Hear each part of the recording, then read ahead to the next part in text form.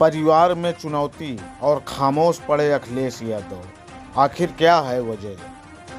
लोकसभा चुनाव के बीच समाजवादी पार्टी इस बार अंदरूनी कलह से जूझ रही है। एक और पश्चिमी यूपी में पार्टी के कई बड़े मुस्लिम नेता नाराज चल रहे हैं, तो वहीं दूसरी ओर परिवार में भी अखिलेश यादव को अब चुनौती मिलने लगी है। बदायूं से सपा उम्मीदवार शिवपाल यादव के बयान कई दिनों से इसके संकेत दे रहे हैं, लेकिन अखिलेश यादव पूरी तरह खामोश नजर आ रहे हैं। दरअसल इस महीने की शुरुआत में सपा प्रत्याशी शिवपाल सिंह यादव की मौजूदगी में बदायूं सीट से उनके बेटे आदित्य यादव को प्रत्याशी बनाने का प्रस्ताव रखा गया था। बबराला में समाजवादी पार्टी कार्यकर्ता सम्मेलन के दौरान मंच पर यह प्रस्ताव रखा गया तो सियासी हलचल तेज हो गई।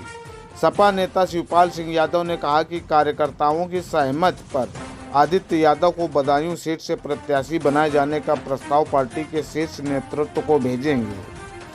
उन्होंने आगे कहा कि उम्मीद है कि आदित्य यादव को प्रत्याशी बना दिया जाएगा। अभी तक तो सिर्फ शिवपाल सिंह यादव ही बेटे आदित्य यादव को लोकसभा क्षेत्र की सियासत में सक्रिय करने का मन बनाए थे, लेकिन अब पार्टी के पदाधिकारी भी इसमें जुट गए हैं।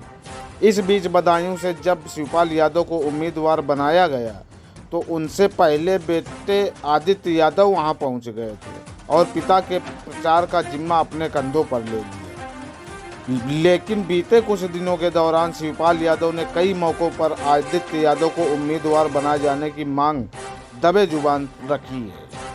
हालांकि जब विवाद ने तूल पकड़ा तो उन्होंने अपना रुख नरम कर लिया। बीते सप्ताह अब उनसे आदित्य यादव के चुनाव लड़ने और विपक्ष द्वारा उठाए जा रहे सवाल पर जवाब मांगा गया तो उन्होंने कहा कि हमारे प्रतिद्वंदियों द्वारा अनावश्यक रूप से विवाद पैदा किया जा रहा है।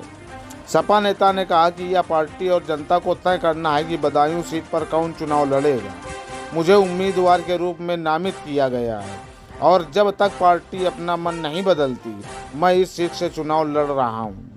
उन्होंने कहा कि हमारे लिए हर सीट पारिवारिक सीट है, चाहे वह बदायूं हो, चाहे आजमगढ़ हो, मैनपुरी हो या कन्नौज हो, किसी तरह का कोई झगड़ा नहीं है। शिवपाल यादव ने आगे कहा कि कुछ लोग चाहते थे कि आदित्य बदायूं से चुनाव लड़े और उन्होंने पार्टी अध्यक्ष को एक पत्र भेजा था, जिसके बाद अटकलें शुरू हो गई थी। हालांकि सूत्रों की माने तो इस सीट पर सपा का उम्मीदवार बदले जाने की संभावना काफ़ी कम नज़र आती है।